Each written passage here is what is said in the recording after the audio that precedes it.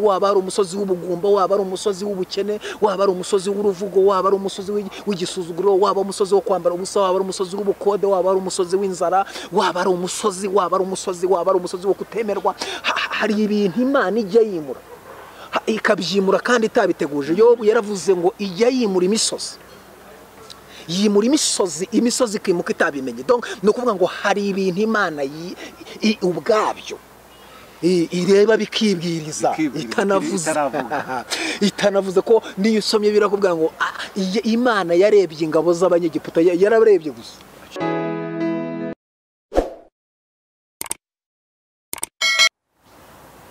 Ndagusuhuje wowe uteze amatwi Bright Shine TV hamwe na iriho TV ko turi kumwe ntago namusize uyu munsi.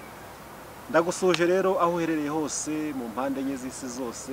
Ineza y'Imana ikubeho, ufite ibibazo ihangane, ibibazo ntago bihora biriho, ihangane nubwo COVID-19 tumereye nabi ariko muhumure. Ndagusuhuje rero nkubwira ntikomera, ibibazo ufite komere, nimba ari umunezero, Imana igukomereza amaboko muri byose. Iyi ni Bright Shine TV hamwe na iriho TV. Kitugenza nta kindi nivuga butumwa mugene mu mahanga yose, muvuga ubutumwa bwiza, bazemera bakizera muzabateze mu izina rya Yesu Kristo. Amina. Kanongera ngo amen. Tuzanye rero n'ubutumwa bwiza bwa Yesu Kristo, kuko iminsi turimo ukeneye ijambo ry'Imana, ko barari ijambo nasonye ngo abantu b'ikige bakeneye ijambo ry'Imana. Tuba twabukeye kugira ngo tubagezeho ubutumwa bwiza bwa Yesu Kristo. Nkunda kubabwira ngo ngiye mu ijuru nkagusiga ntago byanezeza, cyangwa se mwenda atakajya mu ijuru ugasiga ntago byatuneza. N'ukuri tunye tuvugiye kuri kamera twese. Cyo tugusaba rero kurikira ubutumwa bwiza, nubaza gukurikira ubutumwa bwiza unadushyigikira muri umurimo w'Imana turi gukora. Kudushyira n'ukuhe, kora subscribe. Abantu 500 ufite muri telefone ndabizi ko ntago urabarengeje, ariko ntacyo kadufatira aho ngaho. Fatamo 200 nabura dushakemo subscribe. Turabukoze, Imana iraguha umugisha. Iyo mbabwiye ntago mujya mumvuna, bakunda ko mwumva vuba. Murakoze ko mugiye kubikora. Jya kuri iriho TV ukore subscribe, ujye kuri Bright Shine TV ukore subscribe, nurangiza ukore share, like na comment, kuko tubari ku bwanyu. Ibitekerezo byanyu, inyunganizi, inama zanyu byose turabikeneye, bishyire muri comment, ubundi dukora umurimo w'Imana nkuko twahamagariwe. Yesu rero aguha umugisha.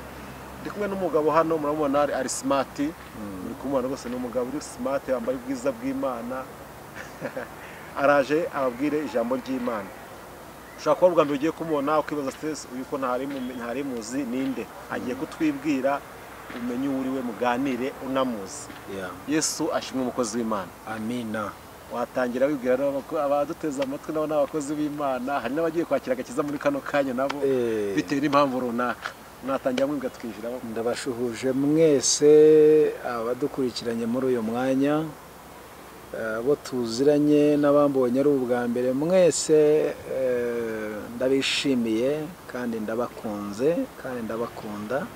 Nitwa Vumiliya Jean Claude, ndi umupapa, byaye 4, ntuye Kagugu, mbarizwa muri ADPR. Imana ibahe umugisha, twishimiye kubana namwe muri uyu munsi dusangira ibyiza Imana yateguye. Amen. Amen. Umukozi w'Imana, uri umukozi w'Imana, uri umuvuga butumwa.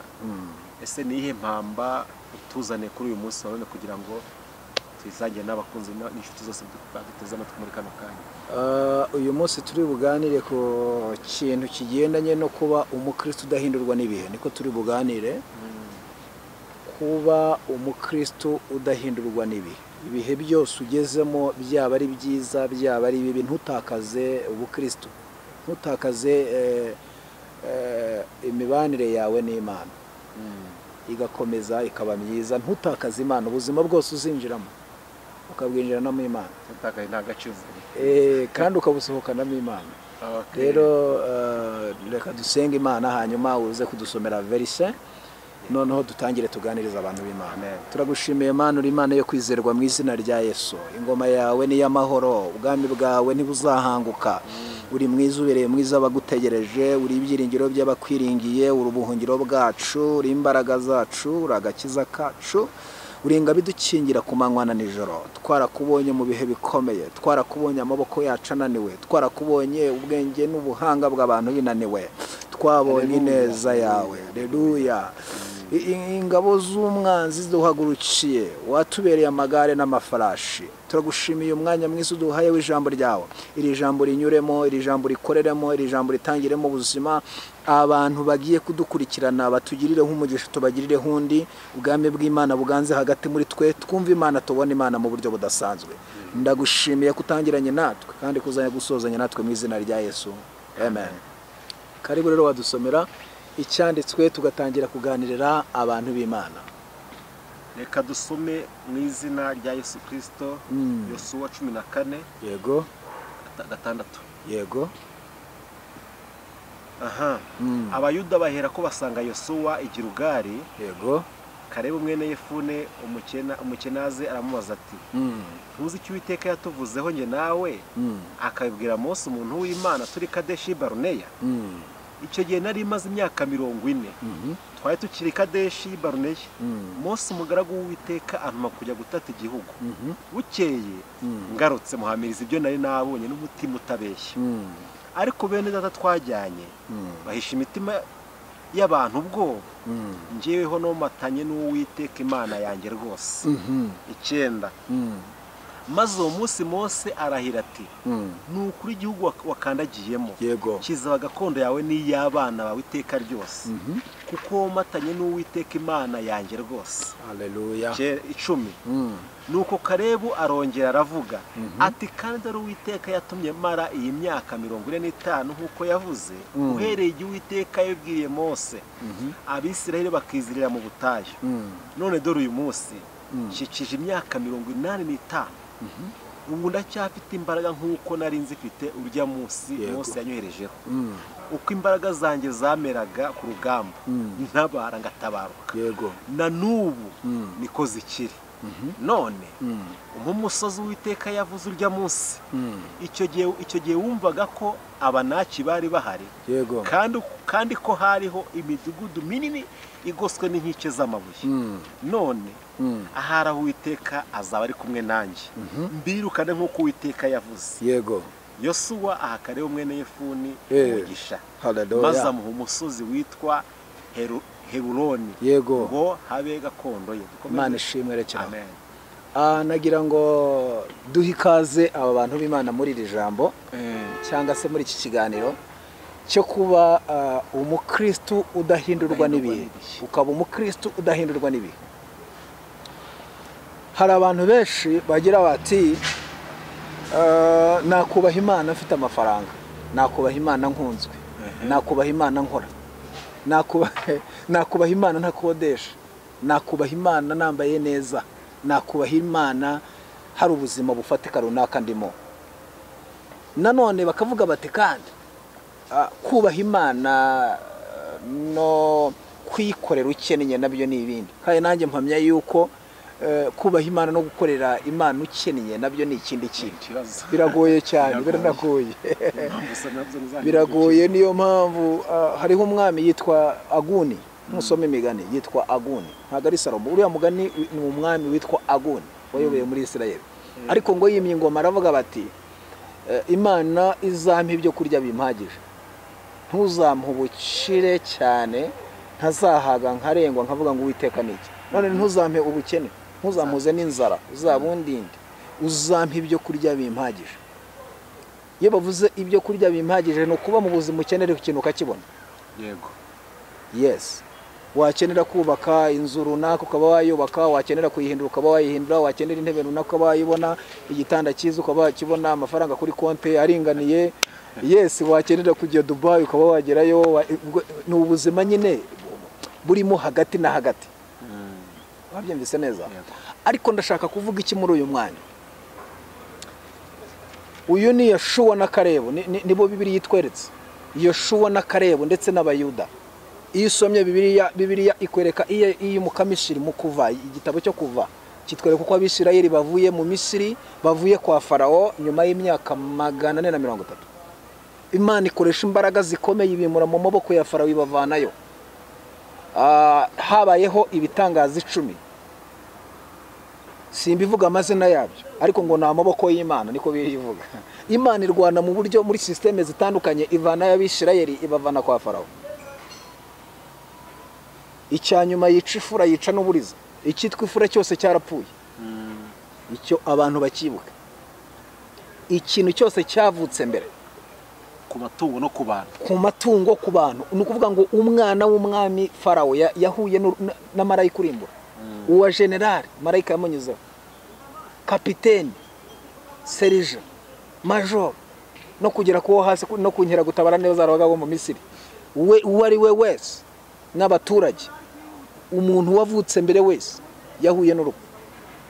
Ikintu cyose cyavutse mbere, inka yavutse mbere urupfu rwayigezeho, ihene, intama, imbwa, ingamiya, indogobe, buri kintu cyose.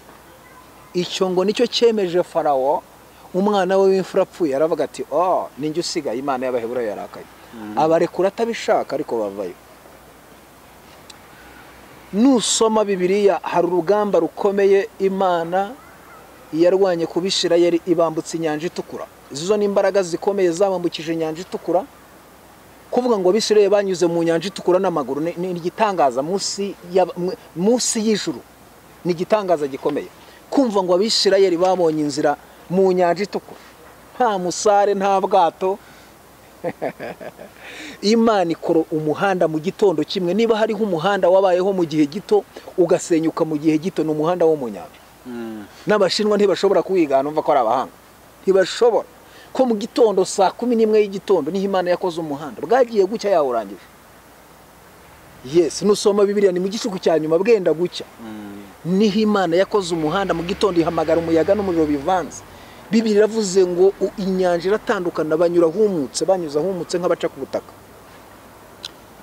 Imana ifata amazi dukaraba irayavuza, urukuta rumwe iburyo urundi ibumoso.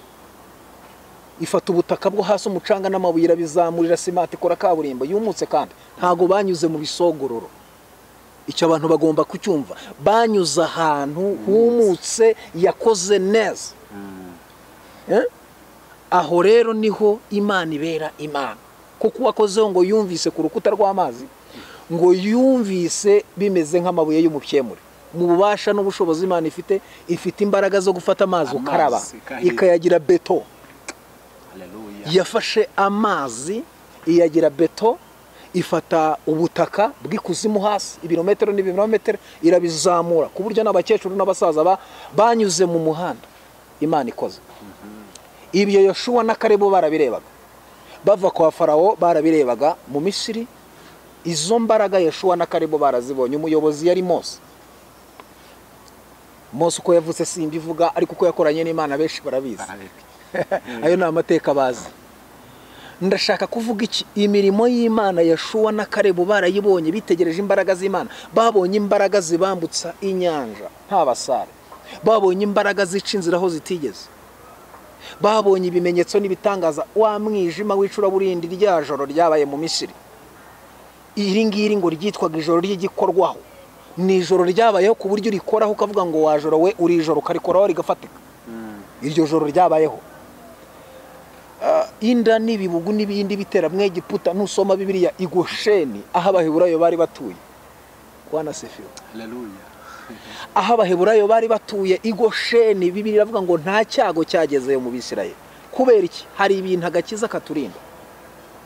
Yes, hari ibintu kuba muri Kristo, kuba mu Mana biturinda. I Gosheni ibyago byateye mu Misiri, Abanyegiputa ntibigeze bigera mu Baheburayo. Aho ubwo abandi bikeri n'ubugu n'ibindi byabateraga, i Gosheni ho bari baguye neza, bari bameze neza. Aho ubwo ahandi bari ijoro, bari mu ijoro, bo bari kumanywa. Urumva neza? Ubwo amazi yahindukaga amaraso mu Misiri, i Gosheni ho banywaga amazi y'urubogobogo atunganya ameze neza. Iyi mirimo y'Imana Yoshua na Kalebu barayibonaga. Bibutse ko hari abantu bavuga ngo Kalebu ngo ntabwo ngo ari umuyuda, ngo ari komoka mu Baheburayo. Urasanga hagarariye umuryango wo kwa Yuda. Ntago bashobora Abaheburayo kukunoma ngo bavuga ngo tuserukire udakomoka aho hantu. Akomoka donc na kwa Yuda nibo hagarariye, ni umutwaro uhagarariye umuryango wa Yuda. Ariko abagabo babiri ndashaka kuza tugere hariya, basanga hari umugabo basanze, undi amusanze, bararohanye, barabanye mu buzima butandukanye, barabaye abatasi, bari bamaneko, bari abagabo bakomeye mu ngabo za Isirayeli. Ariko tugende turebe mbere yuko tugera i Kadeshi i Baruneya tubanze turebe barenze inyanja byagenze bite. Iyo usomye igitabo cyo kuva 15 urasanga barenze inyanja. Ubundi nuzasoma ukumva ngo inyanja ngo Yeriko, ukumva ngo Mowabu, ngo ukumva Babuloni, ukumva Egiputa, hari ibintu bisobanuye mu isi y'umwuka. Iyo bavuze inyanja bivuze ikigeragezo, iyo bavuze imisozi bivuze ikigeragezo, iyo bavuze Yeriko bivuze ikigeragezo, iyo bavuze Mowabu, kibaya cyitwa Mowabu, na ahantu Baramu na Baraki baza kuvuma Abisirayeli. Ariko bigahura nuko hari Imana yavuze umugisha mbere yuko Baramu na Baraki baza kuvuma.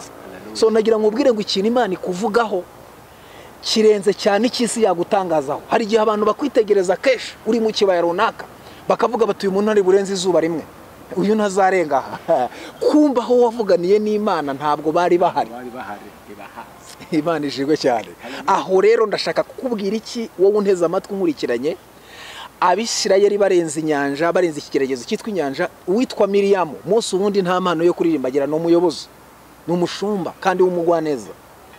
Mose ngo abonye ikintu Imana ikoze, igitangaza Imana ikoze, yaririmbye indirimbo aravuga ngo ifarashi n'uwihetse yabiroshye mu nyanja.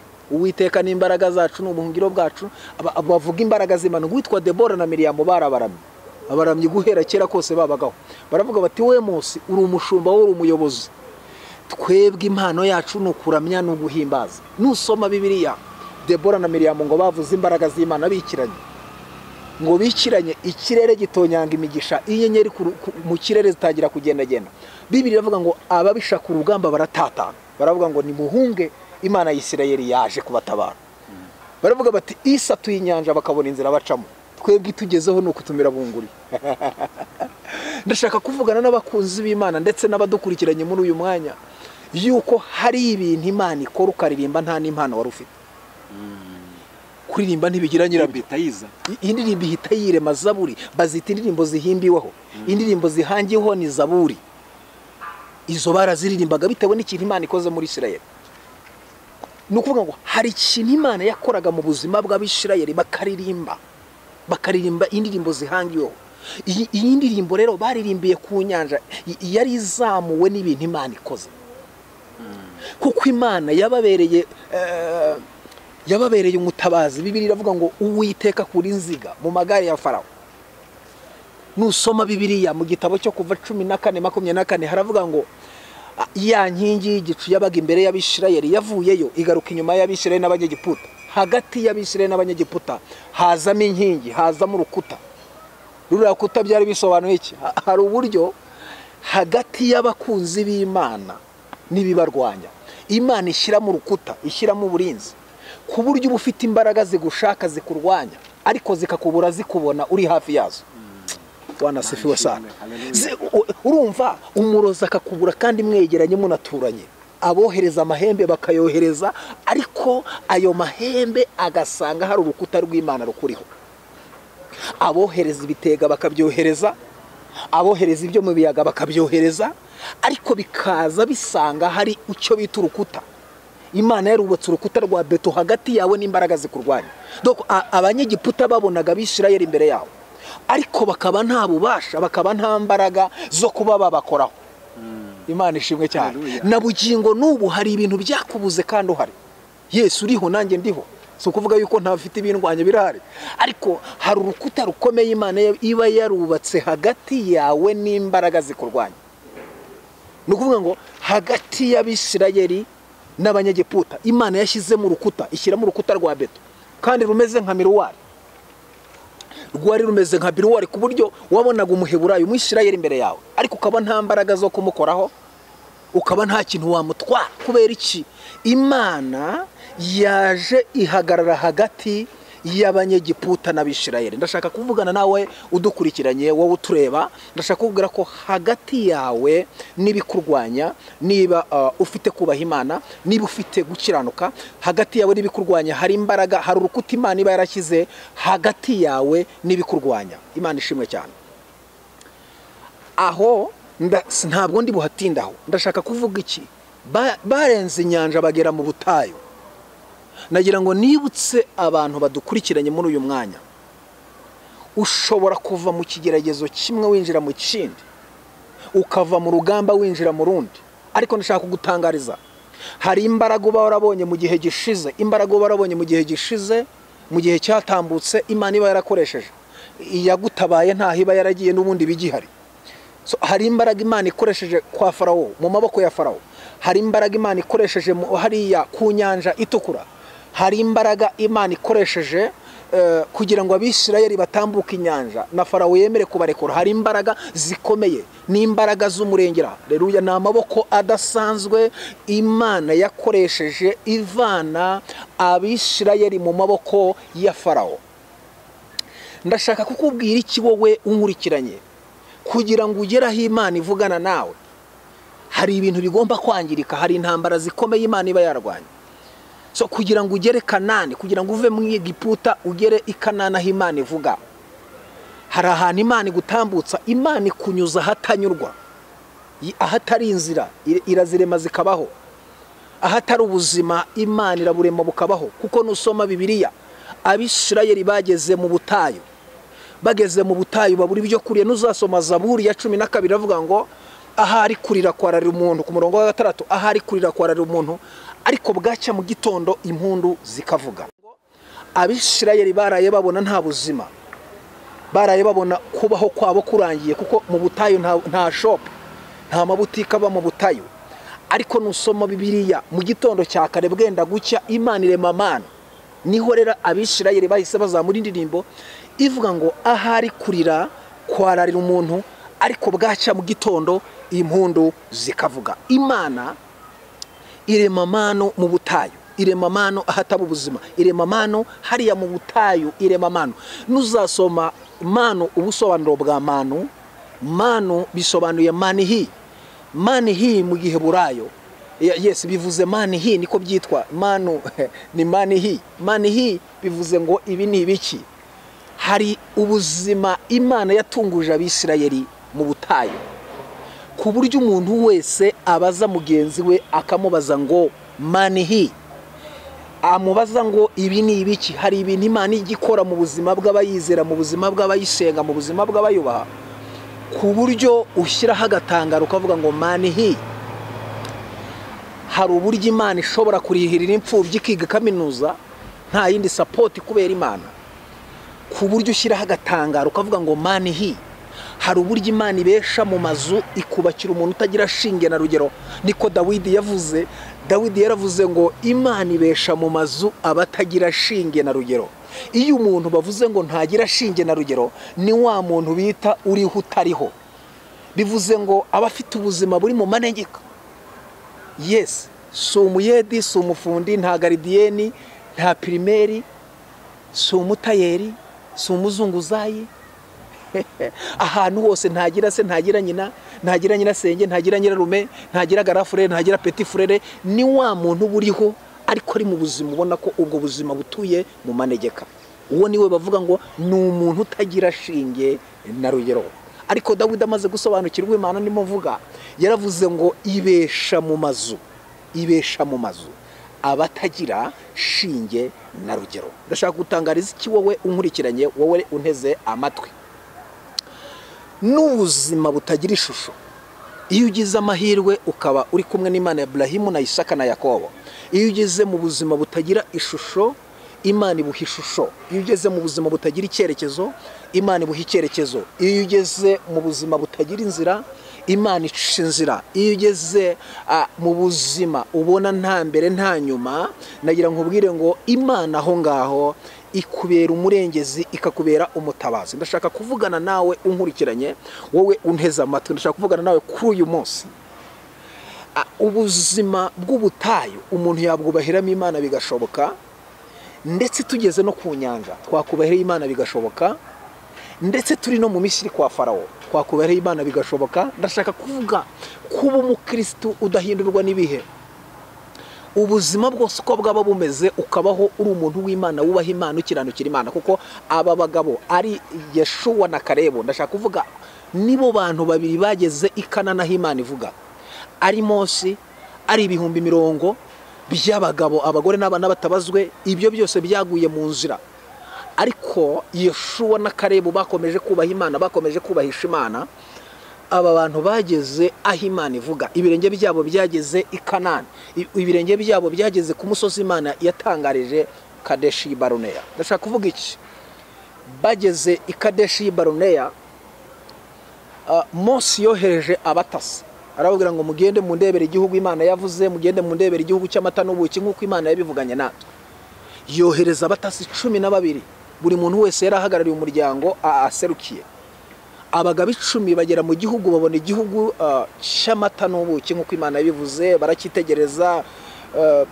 Hanyuma n'abagabo 2 twabonye mu gice cya 14 kuri 6 nabo bagera mu gihugu, babona igihugu barakitegereza cy'amata n'ubuki. So abagabo 10 ngo babona abanaki, babona abayebuzi, babona abaperesi, babona abahivi, babonye ngo hari abagabo barebare ku buryo ngo barabitegereje, babona bameze nk'inzige imbere yabo, nk'inzige. Ariko ndashaka kubwira Yoshua na Kalebu, Bibiri iravuze ngo bitegereje igihugu, babona koko kirasa n'Imana yavuze, babona koko gifite ishusho isa n'uko Imana yavuze. Bahaguruka kwa Farawo. N'abanaki abagabo 10 bazanye raporo bavugira Mose mu butayu, na Yoshua na Kalebu nabo barabarebye, barabitegereza, babona ni koko ni barebare. Ariko ngo babona ikindi kintu babona ikindi kintu abagabo 10 babonye. Ariko donc abagabo 10 batigeze babona baneka, ngo bitegereje aba bagabo burebure bwabo, bareba ubunini bwabo, bareba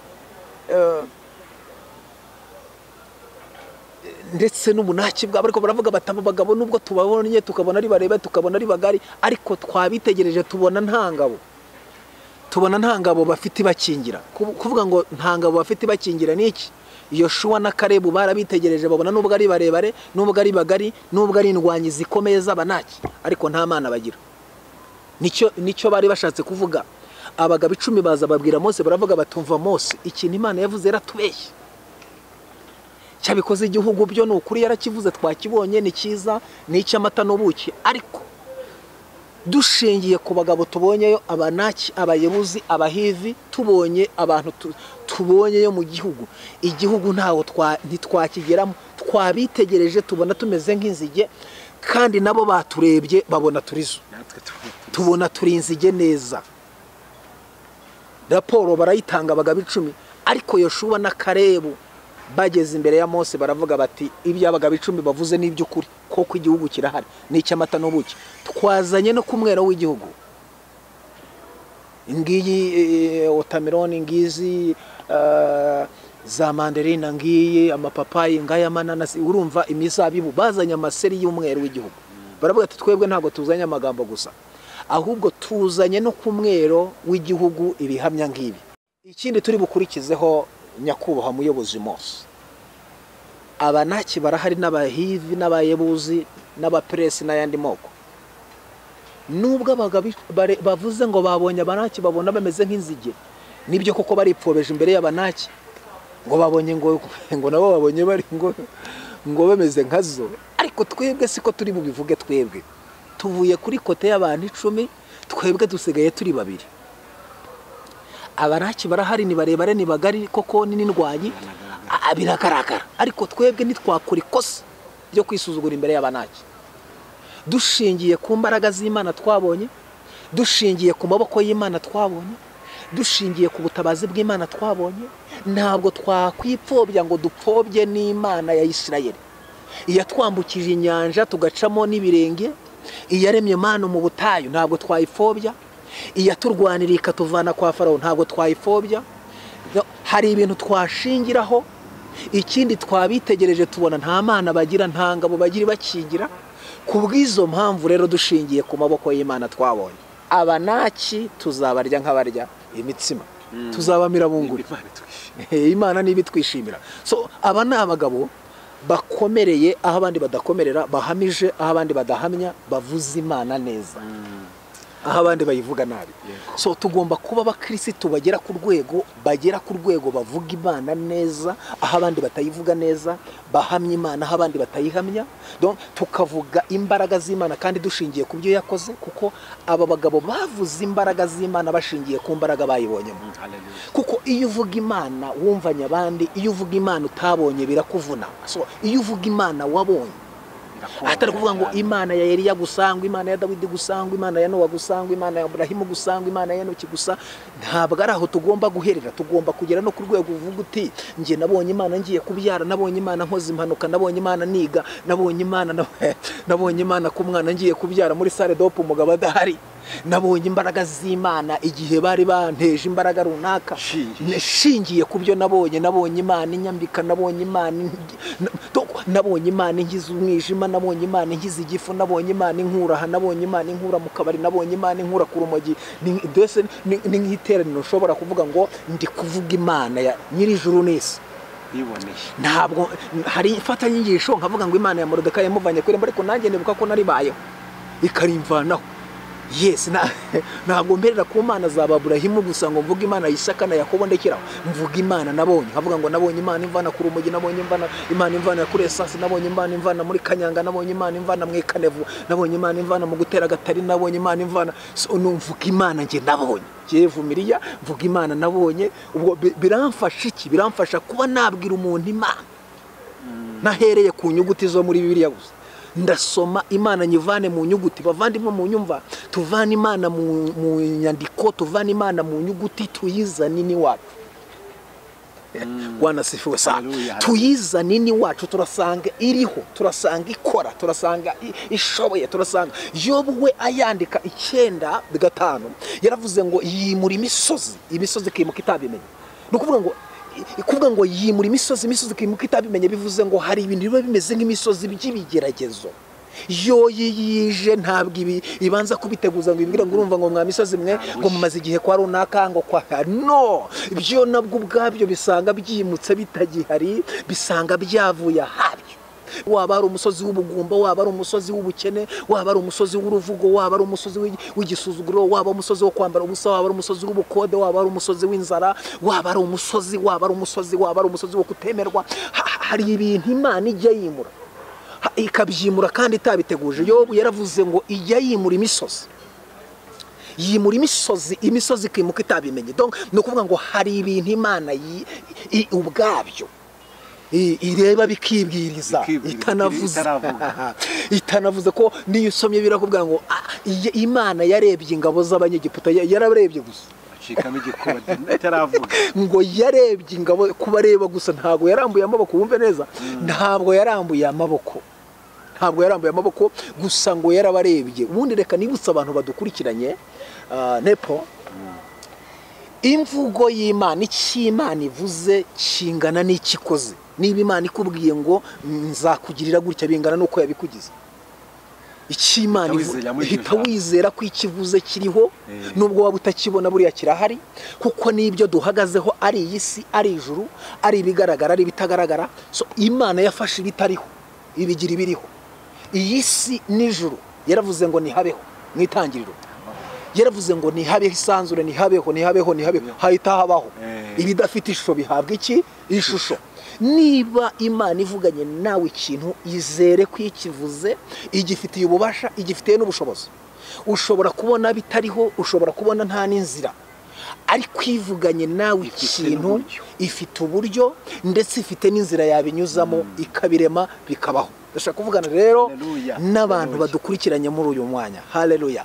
Icyo usabwa wowe ni ukubaha Imana, ni ukubahisha Imana, ni ukugendera mu mategeko n'amateka nk'uko Imana yabyandikishije.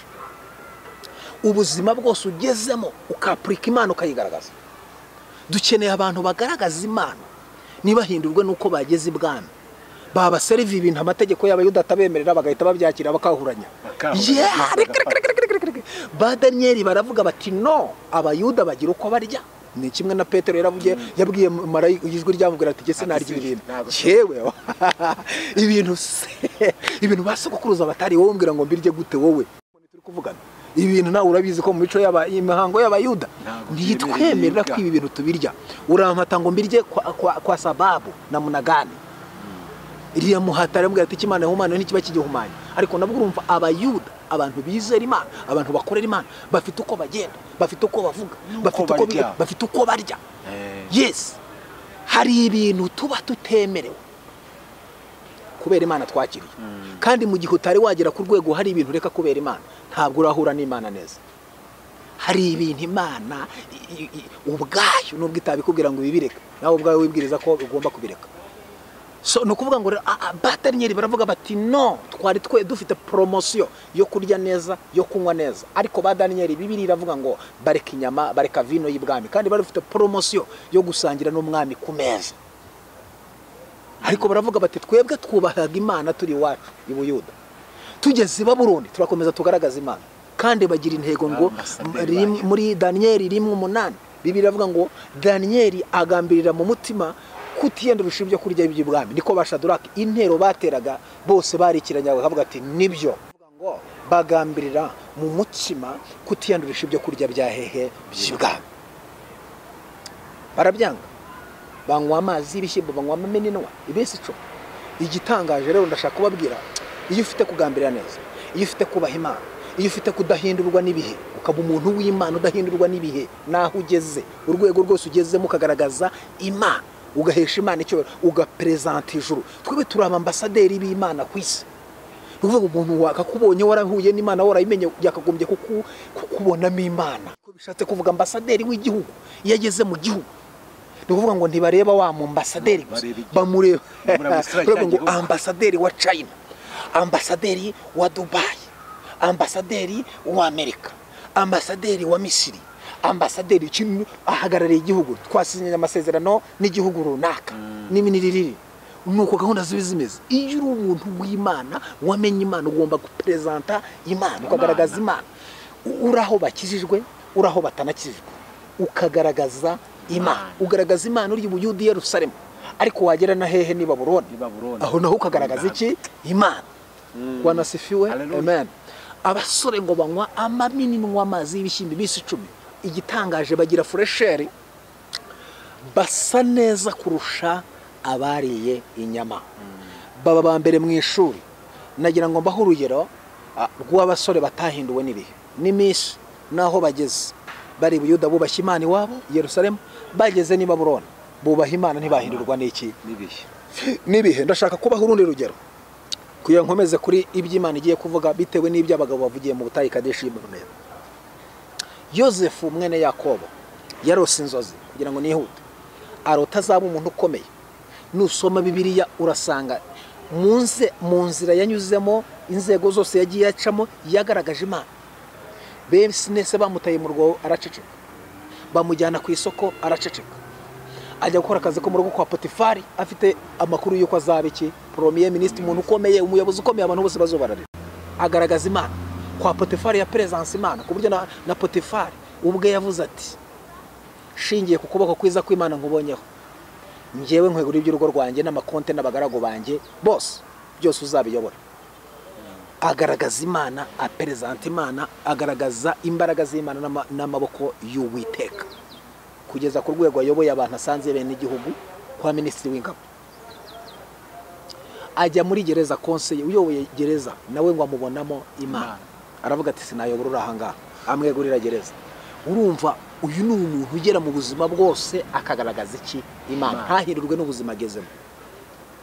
Yego, kwa imbere ya Farao bamubwiye ati hari umuntu w'Imana uri mu mwuka w'Imana wansobanuriye inzozi. Nabwo Yosefu umuntu w'Imana bamubajije ngo niwe Yosefu usobanura ibihishwe, yaravuze ngo sinjye, ahubwo mu ijuru hari Imana. Presenta Imana, agaragaza Imana kugeza ku rwego Farao amweguriye igihugu, amwambitse impeta, amwambitse ikanzu, amwambitse ikamba, amweguriye igihugu cyose cya Misiri. Uwo ni umuntu wagaragaje Imana ko atahinduwe n'imisi, ari mu buzima bubi yakomeje gukiranuka, ageze no mu buzima bwiza akomeza kubaha Imana. Muri gereza ndetse no mu kazi ko mu rugo kwa Potifari, ahantu hose yagaragaje Imana, yubahisha Imana. Esther, Morodekayi n'abantu bapresenta Imana, bagaragaza Imana. dukwiriye rero kuba abakristo badashobora guhindurwa n'ibihe runaka tugezemo. Ushobora kumbwira ati iyo ndi mu bibazo sinshobora kuyubaha neza. No, Yobu wari umukira akamanuka kagera hasi ku itapi no mu ivu, hasi mu ivu. Yobu yageze ku rwego yicara mu ivu yishimisha urujyo, inshuti ziramusezera, umugore amubwira ati yituka ikunige ikwice, agira ku rwego rubi cyane. Ariko umugore amubwira ati yituka ikwice, aravuga ati no, naho yanyica nzapfa nyirigiye, gukiranuka kwanjye ndagukomeje sinzikuraho kuba inyanga n'umugayo. Aravuga ati kandi uruhu rwanjye numara kubara nzareba Imana yanjye n'amaso yanjye, ntabwo arayo ndazayireba, ahubwo ni njyewe ubwanjye nzagira gute, nzayireba.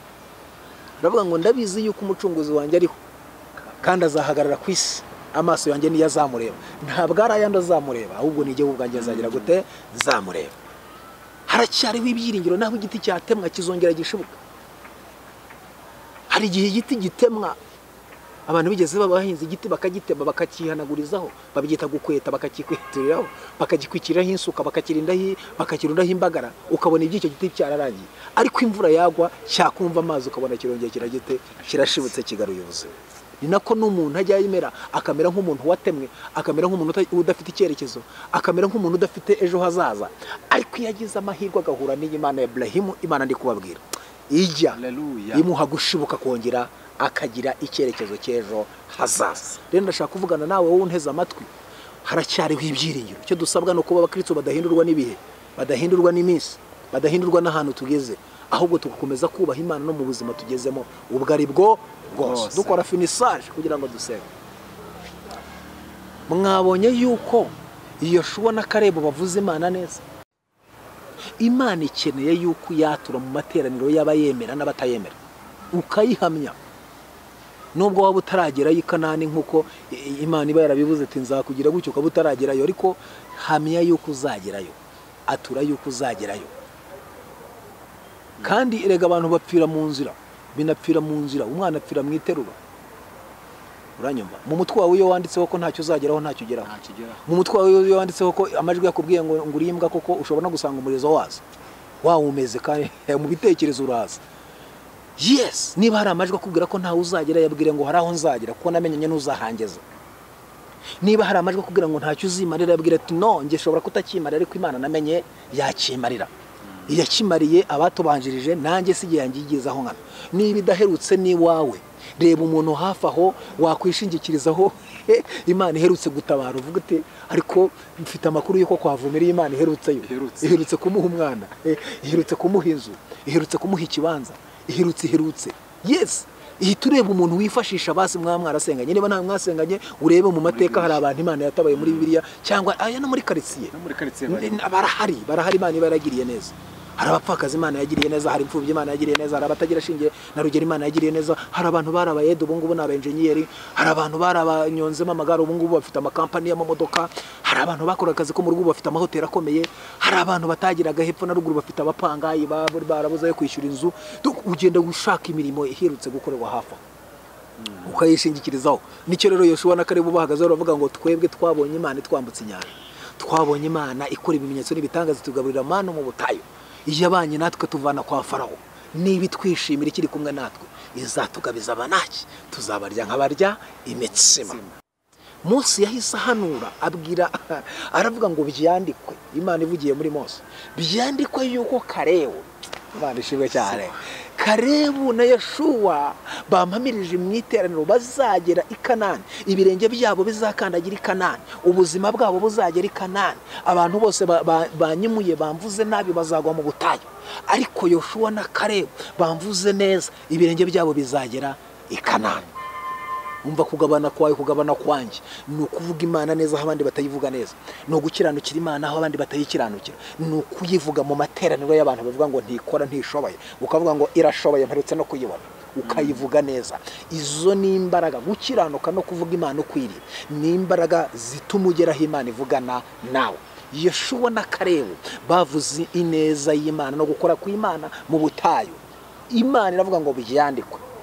Iyo uvuze Imana neza birandikwa, iyo ukoreye Imana neza birandikwa, iyo yatuye mu materaniro yo batayihamya iravuga ngo mu byandike, byaranditswe. Rero birandikwa mu gitabo cy'uko Kalebu agomba gutura Hebron, agabaniraho abandi bapfira, agabaniraho abandi bashiriye. Byumvikane iki? Hari ubuzima dushobora guhamyamo Imana, tukubaha Imana ntiduhindurwe n'ubuzima tugezemo, bigatuma Imana ivuga ngo mwandike yuko uyu muntu hari ahantu azagera abandi batageze. Kubaha Imana ugakiranukira Imana naho abandi batabishoboye bituma ibirenge byawe bigera aho abandi bategeze bakandagira. Yes, abantu bose bahaguruka mu Egiputa mu Misiri hariho isezerano yuko bagomba kugera i Kanani, ariko bagiye batezuka bagahindurwa n'ubuzima n'ibihe.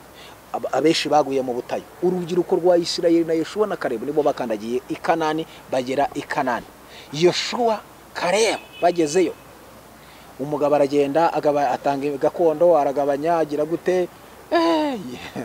Yoshuwa yibagirwa umuntu batatanye, yibagirwa umuntu barwananye intambara, yibagirwa umuntu bahumurije imitima y'Abisirayeli, aragenda aricara nyine nk'umuyobozi nyine. Igihe kiragera ashize imyaka 45, kuko baherukana gashize urumva ngo bafite imyaka 45 ishize, ngo abayuda basanga Yeshuwa igirugari na Kalebu mwene Yefoni w'umukenazi ngo agezeyo. Ijambo rya mbere yabajije uno mugabo Yeshuwa, yaramubajije ngo ntiwibuke icyo Uwiteka yatuvuzeho nge nawe turi Kadeshi y'Baruneya. Akabibwira Mose umuntu w'Imana mu butayu. Icyo gihe yari yadutumye gutata n'ibindi. Nari ifite imyaka 40, none ngeze 85. Imana yavugiye mu kanwa ka Mose umugaragu w'Imana yuko nzatura Hebroni no mu rubyaro rwanjye, n'abana banjye nabuzukuruza ariyo gakondo yanjye. Birandikwa, byaranditswe. Kubera atangiye kumbwira ngo mpa gakondo nk'uko yihaye abandi, aramubaza ngo uri mwene ndi, ukomokahe? Nkomokahe? Njyewe ndi Kalebu, ninjye twajyanaga gutata, ninjye twajyanye gutata igihugu n'ibindi. Aramubwira tuburanye bagiwe, nani ifite imyaka 40. Icyo gihe twarabatasi, twari babaneko mu gihugu cya Isirayeli, tujya tubanziriza Abisirayeli aho bazagera tukagerayo mbere. Imana idukoresha iby'ubutwari duhumuriza imitima y'Abisirayeli. Abo twajyanye bene data bagabicumi twajyanye bahishije imitima y'Abisirayeli ubwo. Ariko njyeweho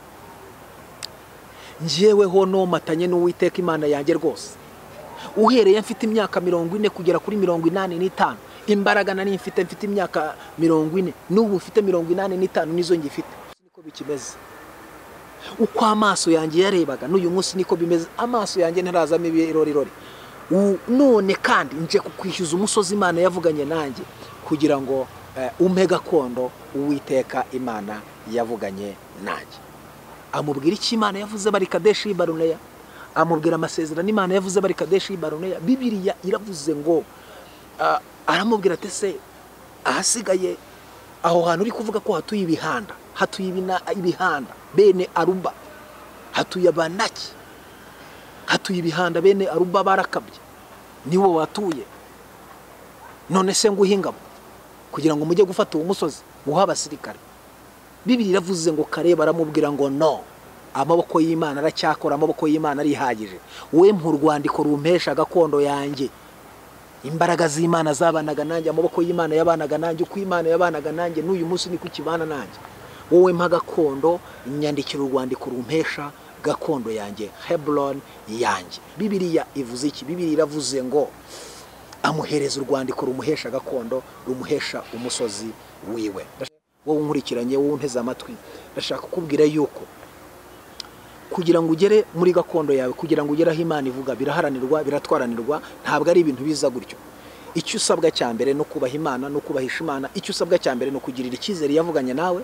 Icyo usabwa cyambere ni ukugira amagambo y'ibyiringiro n'inkomezi mu kanwa kawe, ntihakabonekamo ijambo ntibishoboka.